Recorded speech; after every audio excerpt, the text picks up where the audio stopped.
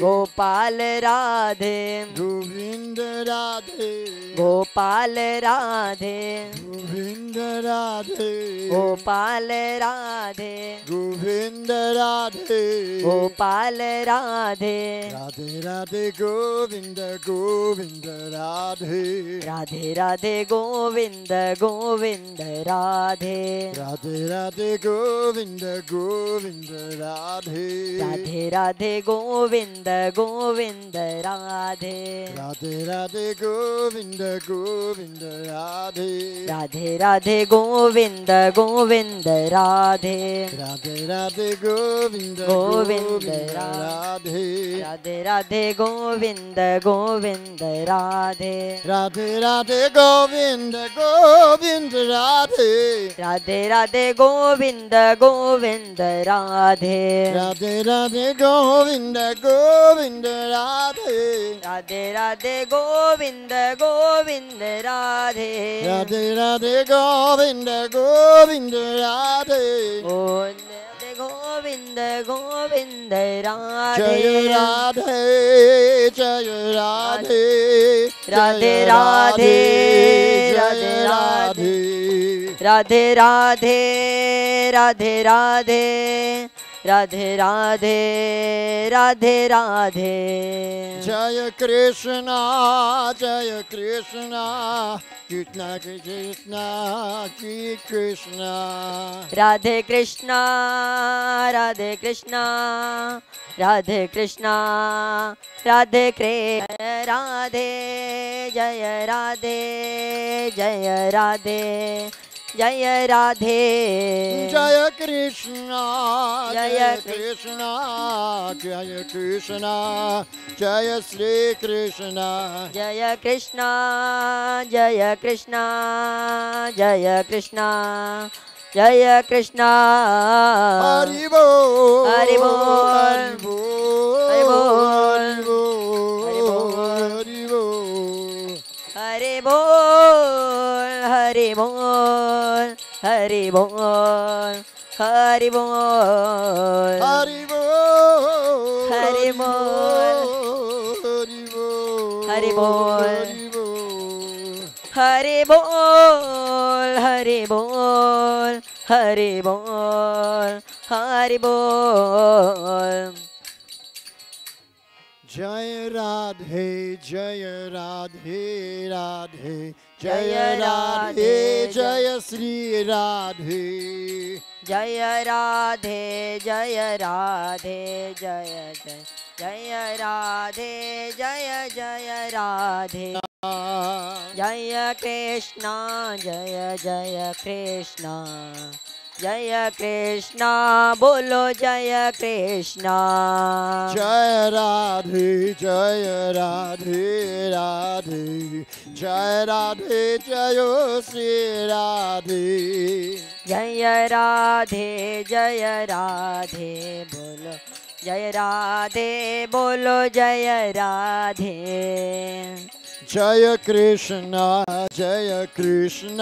कृष्णा जय कृष्णा जयो श्री कृष्णा जय कृष्णा बोलो जय कृष्णा जय कृष्णा जय जय कृष्णा जय राधे राधे जय राधे जय श्री राधे जय राधे जय राधे जय राधे जय राधे जय कृष्णा कृष्ण जय कृष्णा जय श्री कृष्णा जय कृष्णा जय जय कृष्णा जय कृष्णा बोलो जय कृष्णा जय Radhe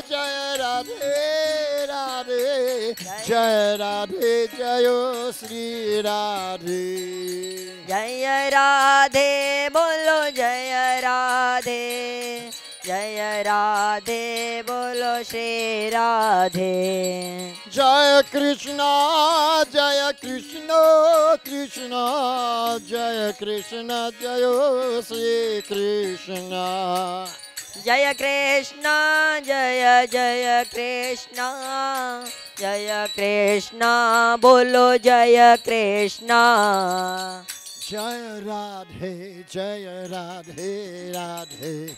Jaya Radhe, Jaya Sri Radhe. Jaya Radhe, Jaya Jaya Radhe, Jaya Radhe, Jaya Jaya Radhe. Jaya Krishna, Jaya Krishna, Krishna. Jaya Krishna, Jaya Sri Krishna. Jaya Krishna, Jaya Jaya Krishna, Jaya Krishna, Jaya Sri Krishna. Jaya Radhe, Jaya Radhe, Radhe. Jaya Radhe, Jaya Sri Radhe. Jaya Radhe, Jaya Jaya Radhe, Jaya Radhe, Sri Radhe. Jaya Krishna, Jaya Krishna, Krishna. Jaya Krishna, Jaya Sri Krishna. Jaya Krishna, Jaya Jaya Krishna, Jaya Krishna, Jaya Jaya Krishna. Jaya Radhe, Jaya Radhe, Radhe. Jaya Radhe, Jaya Sri Radhe. Jaya Radhe, Jaya Jaya Radhe,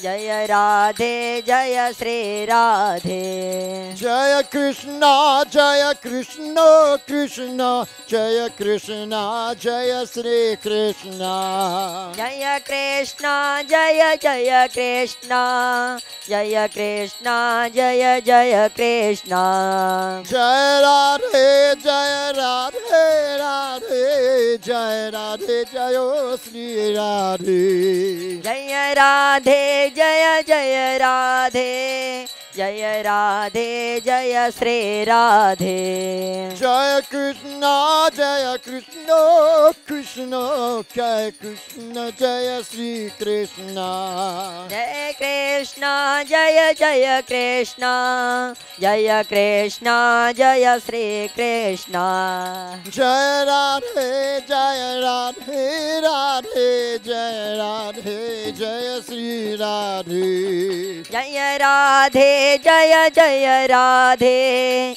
Jaya Radhe, Jaya Sri Radhe. Jaya Krishna, Jaya Krishna, Krishna. Jaya Krishna, Jaya Sri Krishna. Jaya Krishna, Jaya Jaya Krishna, Jaya Krishna, Jaya Jaya Sri Krishna. Jai Radhe, Jai Radhe, Radhe. Jai Radhe, Jaya Sri Radhe. Jaya Radhe, Jaya Jaya Radhe, Jaya Radhe, Jaya Jaya Radhe. Jaya Krishna, Jaya Krishna, Krishna. Jaya Krishna, Jaya Sri Krishna. Jaya Krishna, Jaya Jaya Krishna, Jaya Krishna, Jaya Sri Krishna. Jai Radhe, Jai Radhe, Radhe. Jai Radhe, Jaya Sri Radhe. Jaya Radhe, Jaya Jaya Radhe, Jaya Radhe, Jaya Jaya Radhe. Hare Krishna, Hare Krishna, Krishna Krishna, Hare Hare. Hare Krishna, Hare Krishna, Hare Krishna, Hare Hare. Hare Rama, Hare Rama, Rama Rama, Hare Hare. Hare Rama, Hare Rama, Hare Rama, Hare Rama. Hare Krishna, Hare Krishna, Krishna Krishna, Hare Hare. Hare Krishna, Hare Krishna, Hare Krishna, Hare Krishna. Hare Rama, Hare Rama, Rama Rama, Hare Hare. Hare Rama, Hare Rama, Hare Rama, Hare Rama, Hare Krishna, Krishna Krishna, Hare Hare. Hare Krishna, Hare Krishna, Hare Krishna, Hare Krishna, Hare Rama, Hare Rama, Rama Rama, Hare Hare.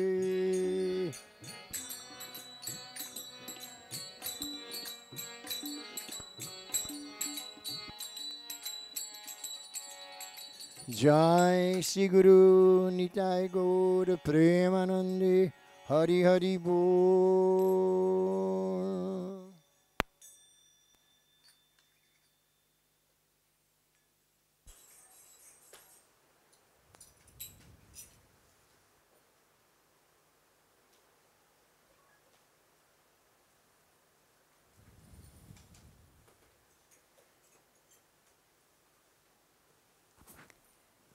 Welcome to Satsang, everyone, and thank you so much for the beautiful kirtan.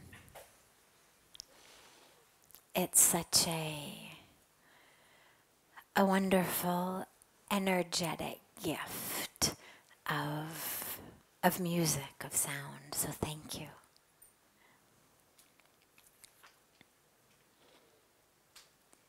So as always, we'll start with one or two of our questions that come in advance and then open it to whatever questions are here. What do we do if the love we feel towards someone is not returned?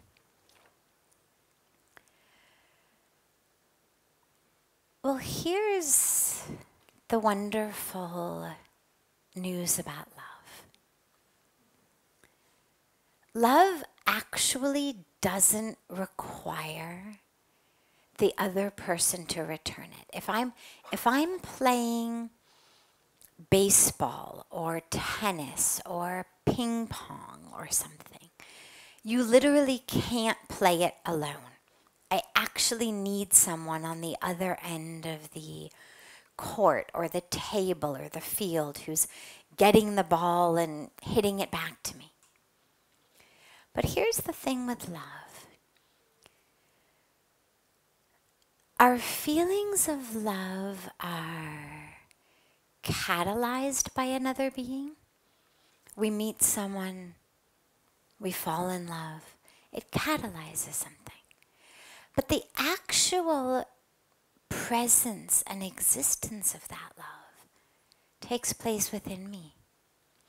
And just to make that clearer, imagine that you are sitting in a room with your beloved. You feel full of love.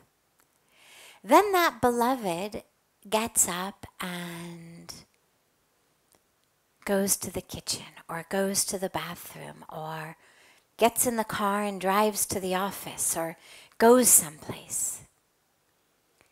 You don't feel love any less.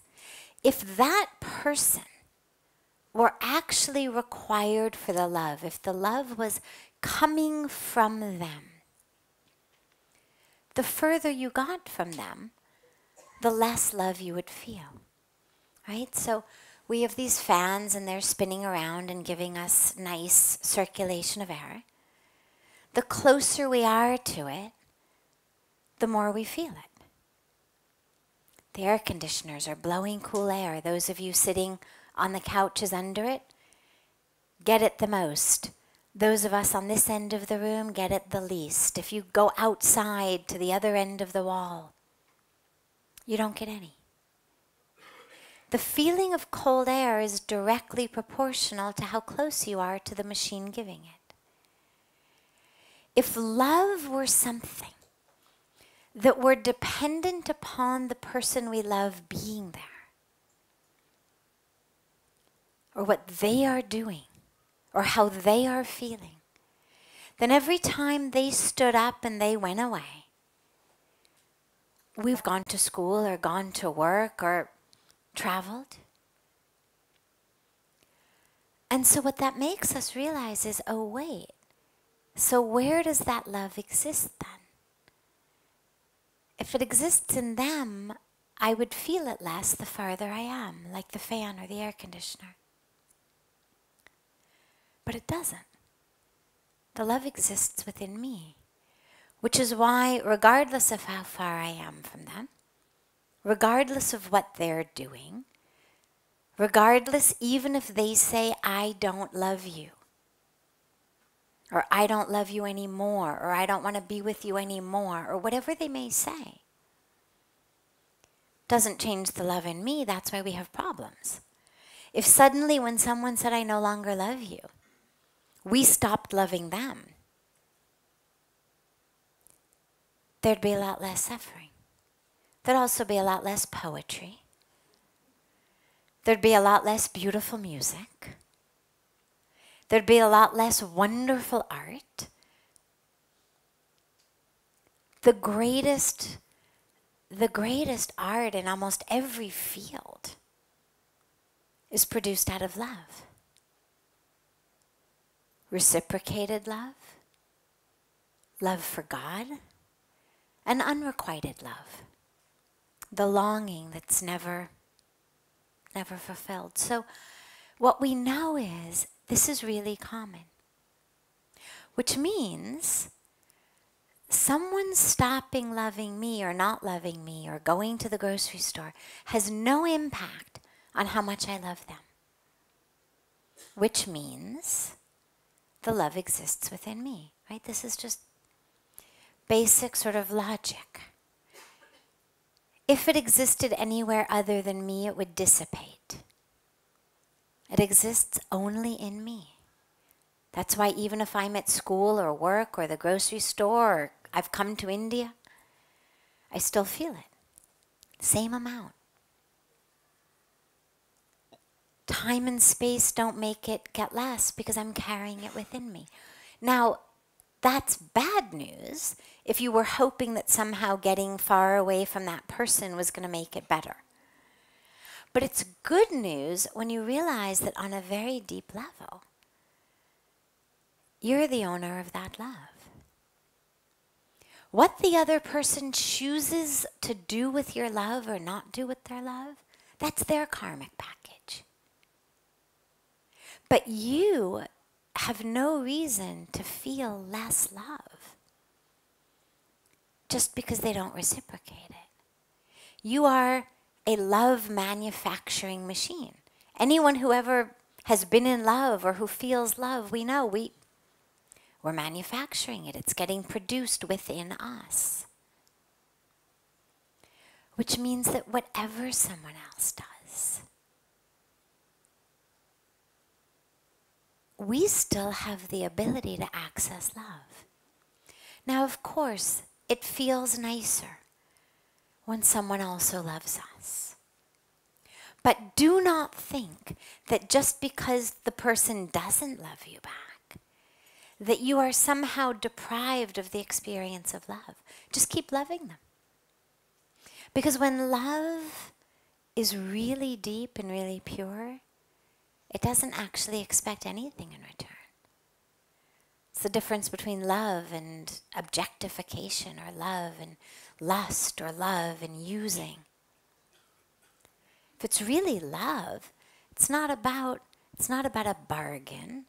It's not about, well, I'll do this for you, you do this for me, I'll love you in this way, you love me in that way. Love doesn't bargain, love just loves. And another way that we know this is when you fall in love, in general, you become much nicer to everyone. Right? You notice that somehow everything in the world is better. The colors are brighter.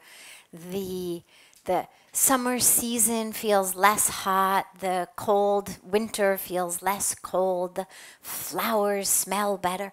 The world is just better because something in you has changed. And that is your right. You are the manufacturer of that. And that means you get to hold on to it. regardless of what someone else may think, regardless of whether they love you in return. So if it's unrequited love, keep loving. Because that love is a gift. Having someone love you back is also a gift. It's a bonus. But it's not required in order to experience love. We can feel that, our love for someone, fully and completely in us, regardless of whether they're still alive or not alive, regardless of whether they love us back or don't love us back, regardless of anything. Our love requires only us and our love manufacturing plant. So don't give something away so cheaply that's so precious. Someone we love doesn't love us back or does something stupid or hurts us. We were talking last night about betrayal. Okay, that's its own situation. But don't throw away the love that you've produced inside you as though it were something so cheap.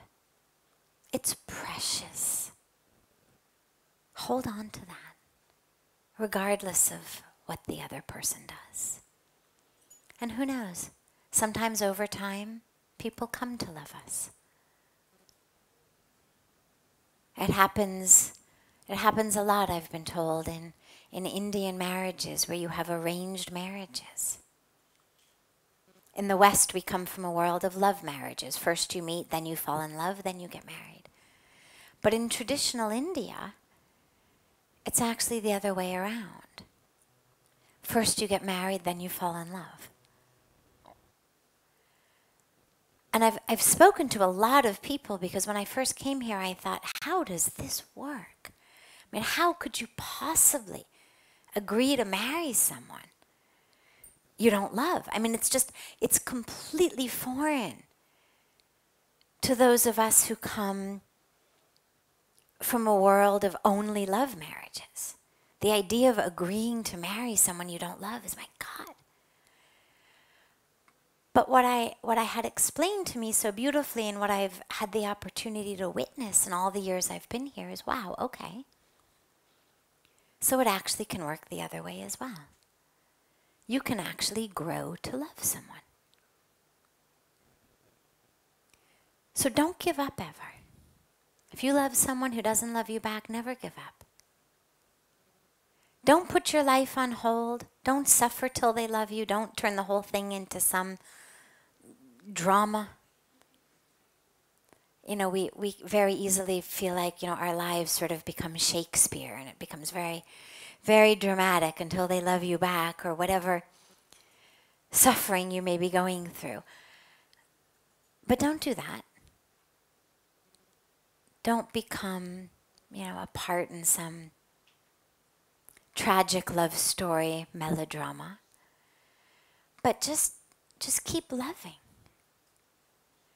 For the sake of the love, for what love does to us, how beautiful it feels to just be in love. And also know that maybe over time, that person will come to love you. Maybe they won't. But maybe they will.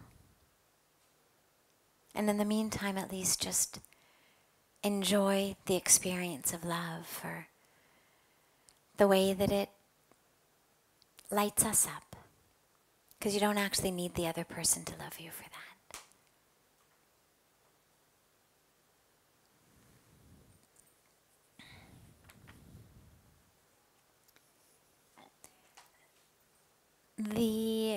There's a question on what is the significance of Navaratri, but I'm actually going to take that tomorrow in the afternoon. I'll be giving a talk as part of our spiritual retreat tomorrow at 4, actually on Navaratri.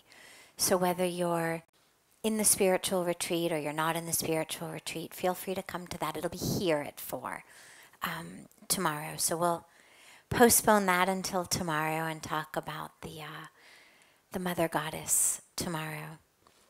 For now, okay. When do you know when you have found a teacher who can guide you to your higher self?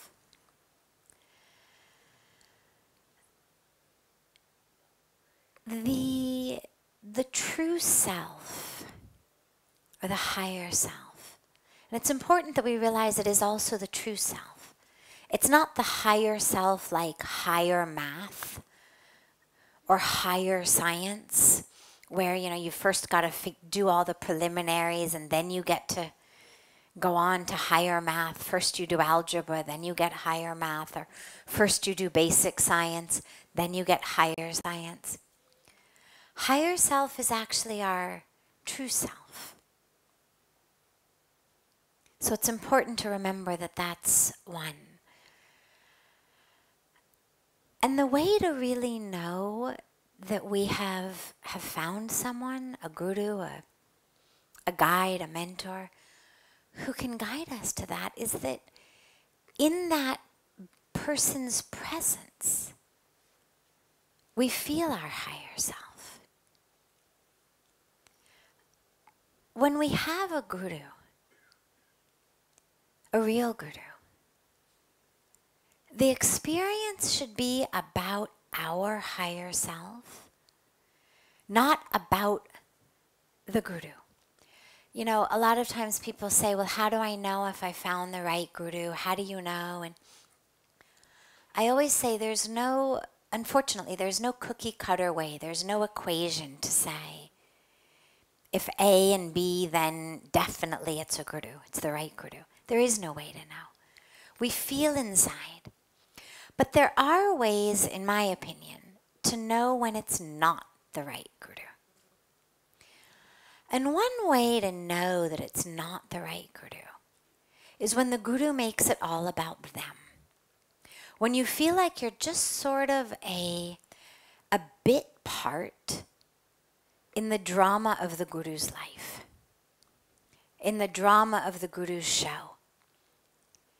When in the guru's presence, what you're expected to feel is the divinity of the guru only, that's not really a guru. A guru is the one who removes your darkness and brings light to you. So you should have an experience of your own light in the presence of the guru. If all the guru wants is that you worship them, and you keep feeling dark and worthless and nothing, and that the guru is the only one, the only thing, I'm not sure that's the right guru.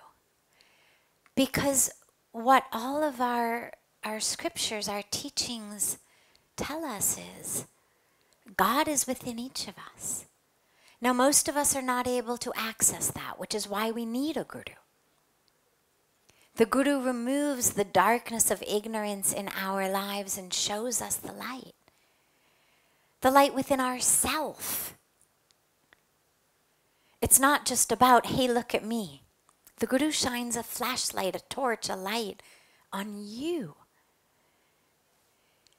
If you found a teacher, a guru, who's just shining the light on themselves all the time, and it's always about them and not about you, not about the light in you, then you might want to think about looking elsewhere. And so when the question says, how do I know if it's someone who can connect me to my higher self? I would say, do you have a glimpse of your higher true self in the presence of that person? Do you feel able to access a part of you in the presence of the guru?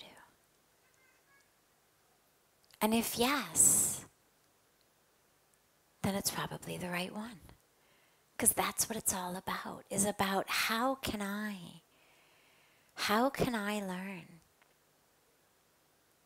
to see the truth of who I am? How can I feel the truth of who I am? How can I experience a sense of fullness, of wholeness within me? And yeah, of course, it's always better in the presence of the Guru. That's why we rush to be with the Guru. But the experience is an experience you should have within the self.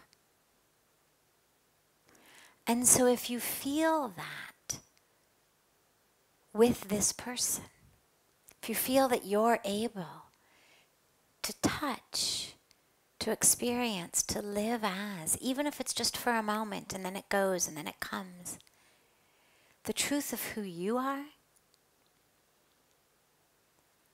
then that person may absolutely be the right Guru. But if all they want you to do is to see the light of who they are, then I would look elsewhere. Because ultimately the goal for all of us is to realize that light and that truth and that wholeness within us. And that's what the real gurus do, is they point it back to us.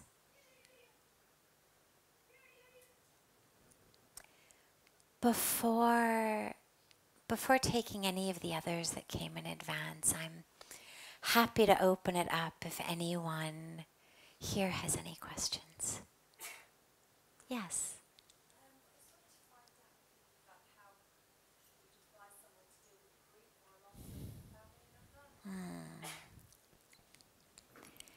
Yeah, grief, loss of a loved one. For something that is so absolutely inevitable, for something that is absolutely guaranteed to happen in your life, unless you personally die at such a young age that you've never lost anyone, it's amazing how unprepared we are to deal with pretty much the only guarantee we have in life, right? Our own death and the death of people we love. It's almost the only thing that's guaranteed. And yet we are fantastically prepared. Or we prepare ourselves for other things. I've got this exam coming, that exam coming, I've got to give this report, I've got that job, I'm going to take this test, I'm going to apply for that. Whatever we're doing in our life, we understand I need to prepare for it, I need to plan for it, I need to think about it. Except the two things that are absolutely guaranteed. That we're going to die, and that our loved ones are going to die. So what do? We fall into this situation horribly unprepared. And really the best thing to do with grief is to trust it. It's not the enemy. It's not a demon that's taken over you. A lot of people deal with grief like that as though it were somehow something to just be exorcised. Get out, go away, you start crying and people are trying to dry your eyes, and it's like, as though somehow it's wrong. As though somehow your tears are a sign that something wrong is happening in you. And people are always like, oh, don't cry, don't cry, don't cry, don't cry. Well, why not? There's no reason not to cry. I think we need to trust grief a lot more than we do. It really knows what it's doing. It's been around a lot longer than we have in terms of this particular body. grief as an energetic existence has existed a lot longer than my body has been experiencing grief. It knows how to run its course. It knows what it needs. And what it needs is time and space. And that's why when we're grieving, we feel like, I don't even want to get out of bed. I don't want to eat. I don't want to do anything. Well, that's the grief saying, give me some time. Give me some space. Just sit down. Be with me now. I need to just grieve. So give it time, give it space. But also don't allow yourself to be in a box. Because yes, grief exists right now for you. But that's not the only thing that exists for you right now. There's also still sunrises. There's also still flowers blooming. There's also still loved ones who haven't died. There's also still a lot of sources of joy. And while we give space to our grief, we want to make sure that we don't fill up all our space with grief. Because while we don't want to push it away, we also want to make sure that it doesn't become, the sole occupant of this house.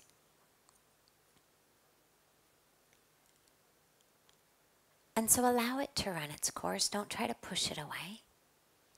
But also make sure that you put yourself in the presence of that which is not grief. Not to make it go away. Not because grief is wrong. Not to, make you feel better.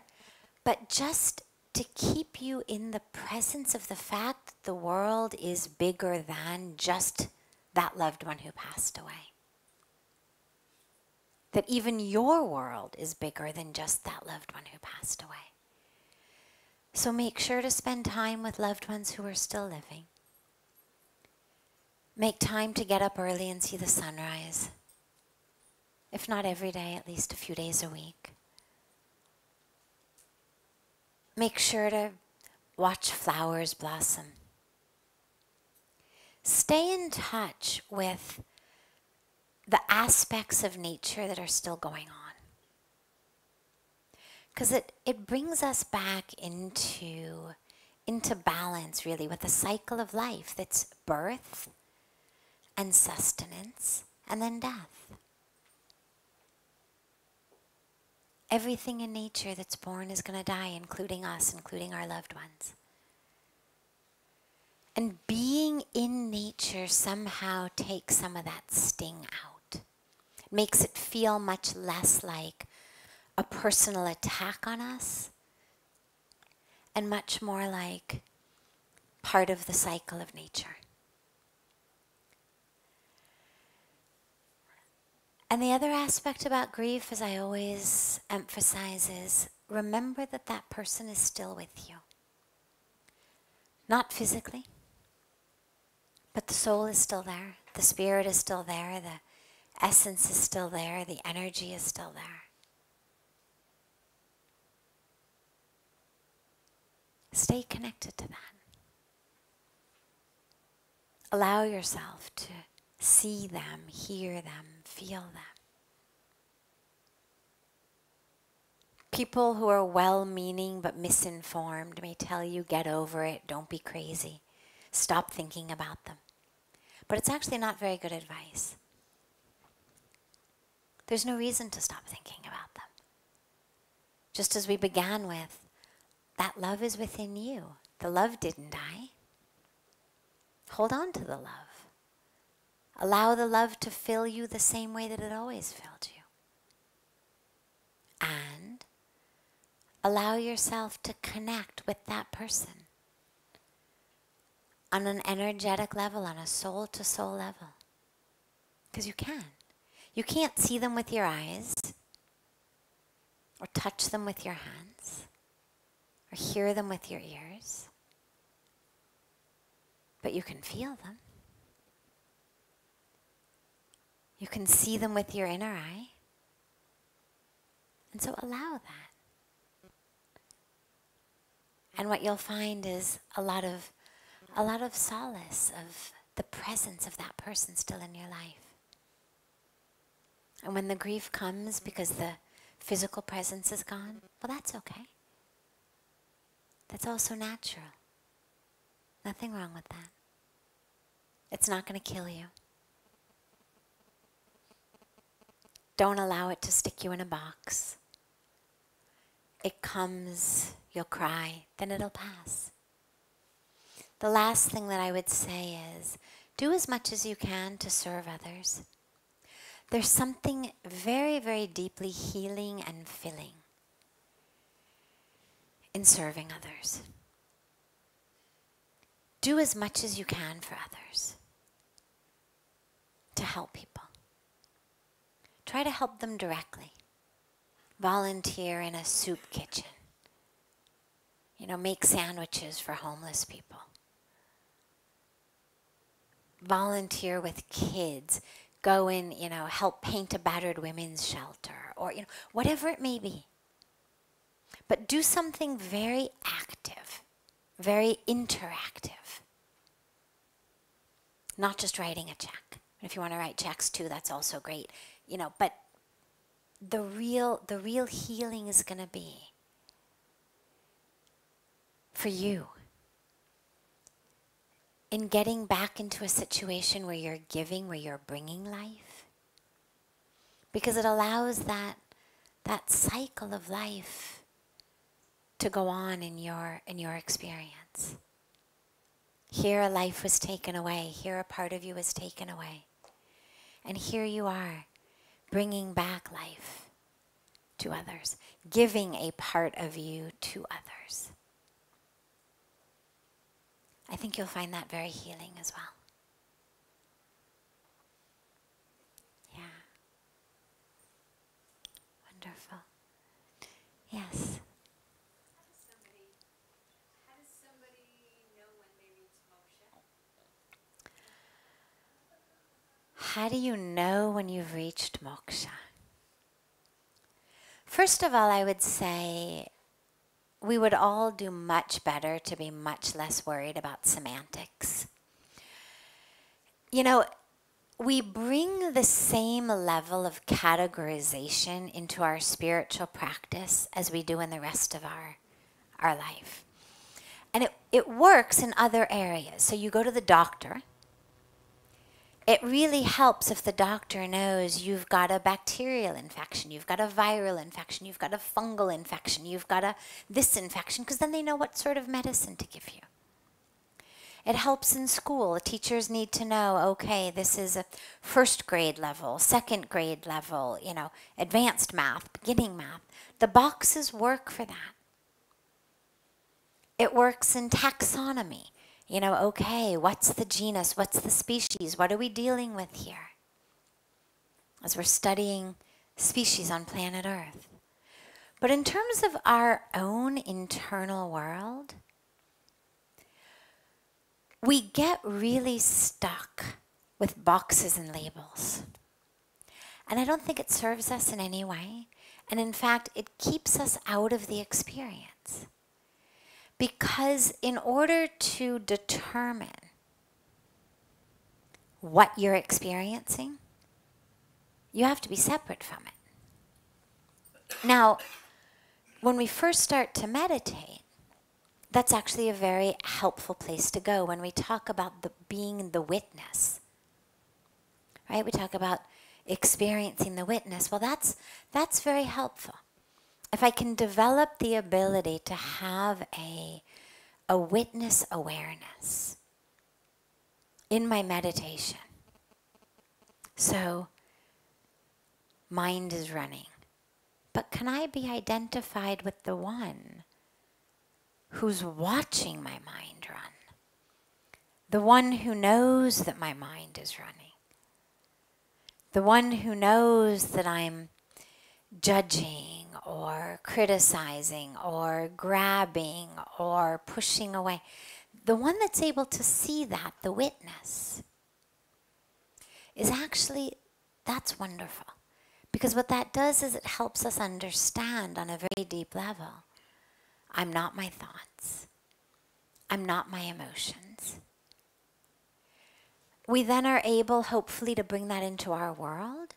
And so if I can connect with the witness in my life, I may be able to see, starting to get angry. Face is getting hot. Blood pressure is rising.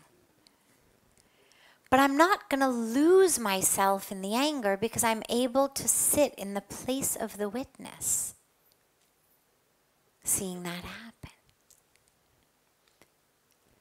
It's very helpful for that. The problem comes when we get to higher levels of spiritual experience. You don't want to be pulling yourself out of that experience in order to be able to label it. Is this samadhi? Maybe this is moksha. Maybe this is nirvana. What am I feeling, right? Well, whatever it was, it's gone now. You can be sure of that. I can't tell you what it was, but I can tell you it's now gone. And so we need to let that go and have the experience, regardless of what it may be called. And also to know, regardless of where we've reached, regardless of what experience we've had, we can still go deeper. There's always deeper we can go. Wherever you are, whatever you've touched, there's always more. And that's the exquisiteness of the infinity of the divine. And therefore the infinity of our true self. As you can keep going deeper and deeper. And it just gets vaster and vaster. Moksha literally means freedom. Now, some people think of it as something you attain after death, freedom of the body, freedom of this cycle of birth and death. But actually, as my Guru, Pujya Swamiji, always reminds us, moksha is not something that you get after death. It's something that you have here. You may also have it after death. But that's not the point. The body is not what keeps us from being free. The body is just a wonderful vehicle, a wonderful tool. That which keeps us from being free is the mind and the ego. And so moksha is the freedom from that which keeps us bound. And so if I am bound by my attachment, pretty much to anything, I'm not free. If I've got a set vision of how I want things to be, I'm not free.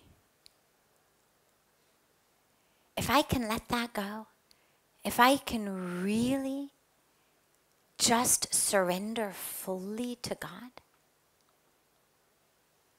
whatever happens, it doesn't mean I become complacent. It doesn't mean I'm indifferent. It doesn't mean I'm apathetic. People misinterpret it, that somehow I now don't care. Not at all. I'm deeply connected. I'm disconnected from my own drama. I'm disconnected from that which is not self, not truth. But I'm fully connected to that which is truth, that which is self.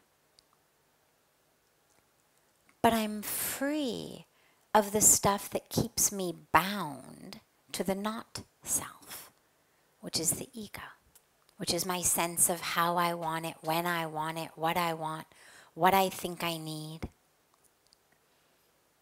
how the world should work according to me. who I think I am, all of the ways that I keep myself stuck, the stories we tell ourselves. You know, even sitting in satsang, even in spiritual talks, you know, we could be talking about divinity, how every one of us is full and whole and complete and divine, and inevitably in a bunch of our minds, that voice will say something like, well, yeah, that's true, but. True for others, but that will be true when. No. No ifs, no whens, no buts. All of those are my attachment to the not self. I would be free if you would just, for God's sake, show up on time. Because, you know, it really bothers me when you're late. And that's the one thing that keeps me from living in peace. Right? So this is when we realize that we're not quite yet there.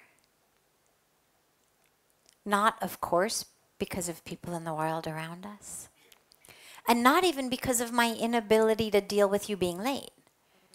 But because of the illusion that somehow you being late has anything to do with me being free. That's what keeps me stuck. Because you could start showing up on time or even early, and it would just be something else. You're early, but you forgot the flowers. You were supposed to pick up my dry cleaning. Why can't you do anything I ever ask you to do? Right? I mean, so if I'm still stuck in any way, it's going to come out everywhere. So as long as there's any sense in my mind that there is something other than my own ego between me and freedom, I'm still stuck. If I think that any person, now or in the past, has any connection to my ability to be free, I'm very stuck still. Doesn't mean I'm bad, doesn't mean I'm wrong, doesn't mean I'm less worthy of a human being. It just means I'm in exactly the right place right now to do the work I need to do, to have the experiences I'm supposed to have. That's what's brought us all to this holy place. That's why we're here. So real moksha is only really when there is nothing that is keeping me stuck. Nothing I blame, no one I blame. I'm just fully able to be a tool in God's hands. It's not about who's going to like me or not like me, what are the neighbors going to say. How many people will like that when I post it on Facebook? You know, it's not that. Just the full freedom to surrender to God and be in that divine river as it flows, with nothing keeping me stuck to the edges.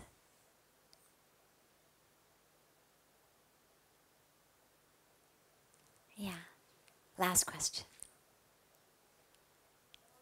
My question is that if life is beautiful, why do we want freedom from rebirth? And if we want freedom from rebirth, are we saying that life is painful, it is difficult, and that's why we want freedom from it? So good. No, and a perfect follow-up question, because in the Indian spiritual tradition, there is a lot. This is where typically talks about moksha come up, is freedom from the cycle of birth and death.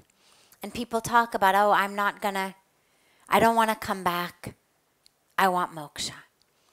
Well, life doesn't have to be painful. There's a beautiful teaching that Puja Swamiji shares, which works better in Hindi. I'll give it in English also, but for those of you who speak Hindi, it works so much nicer in Hindi that it's worth giving it there as well, which is, Bolo Jivan Kaisa hai, Jaisa Banalo, Vaisa hai.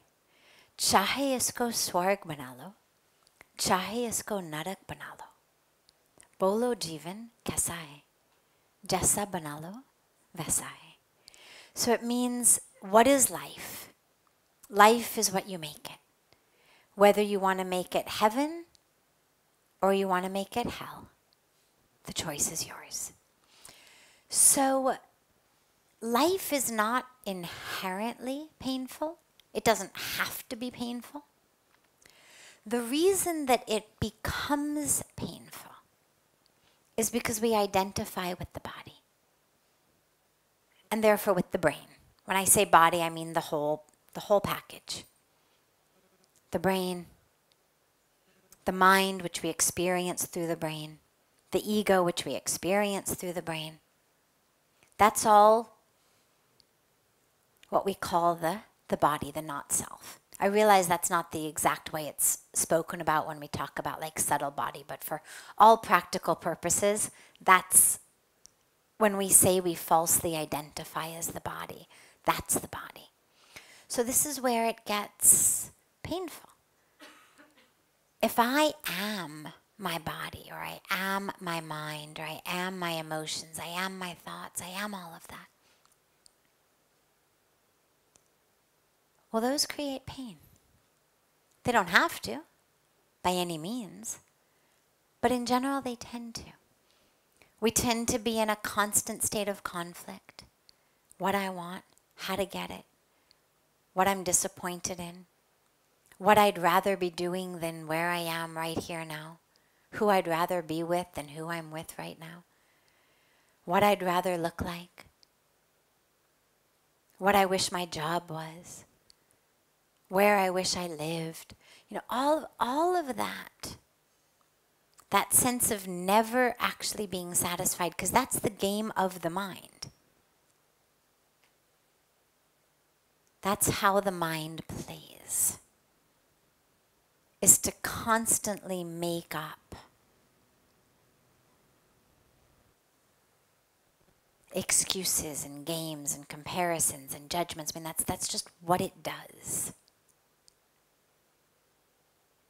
And so it leads to suffering if I'm a slave of my mind. But when we talk about moksha,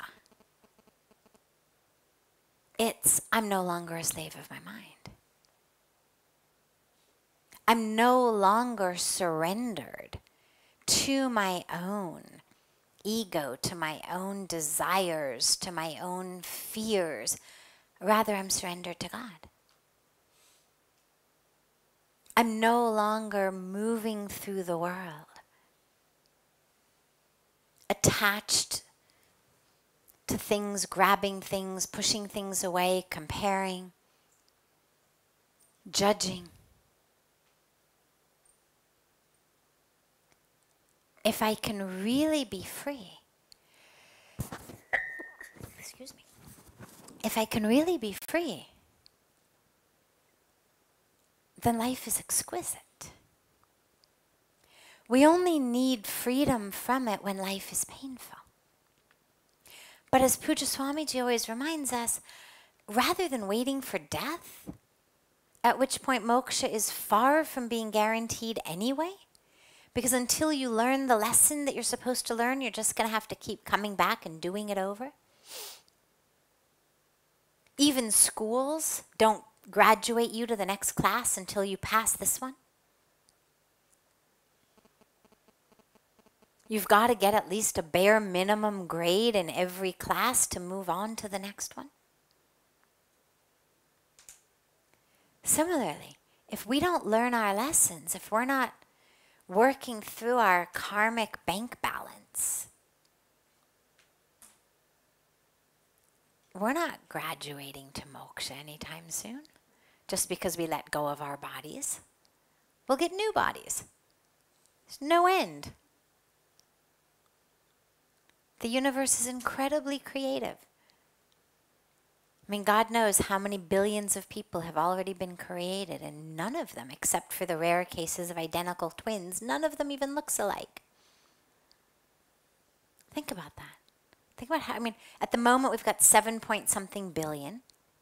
Imagine how many billions of people have lived since people started living. No one looks the same. No one's got the same fingerprint even. So the universe is never going to run out of bodies. It's not going to say, all right, fine, I'll give you moksha because I just for the life of me cannot figure out any new combination of hair color, or eye color, or skin color. I don't know what to do. Forget it. Okay, moksha.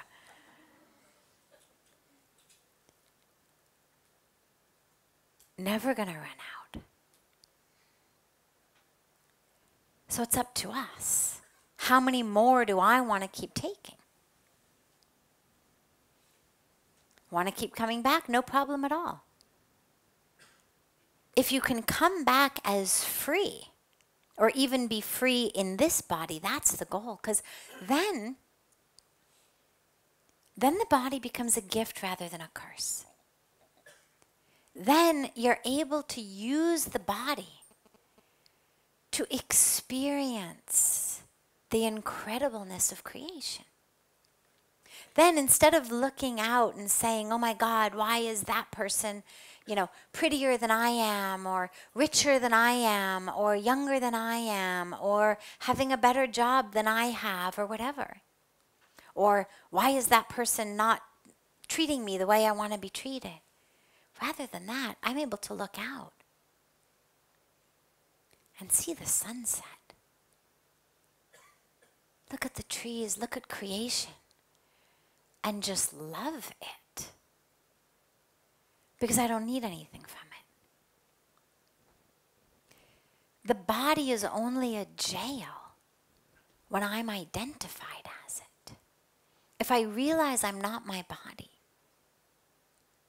then the body becomes this incredibly beautiful tool for me to use to experience the gorgeousness of creation. And that becomes a great gift. So the pain is in our minds. Pain is not in the body. Pain is in the mind. And so for people who think that somehow by dying they're going to get rid of the pain in the mind, unfortunately they won't. They'll just have to come back and do it again. So as long as we're here, we might as well do it now.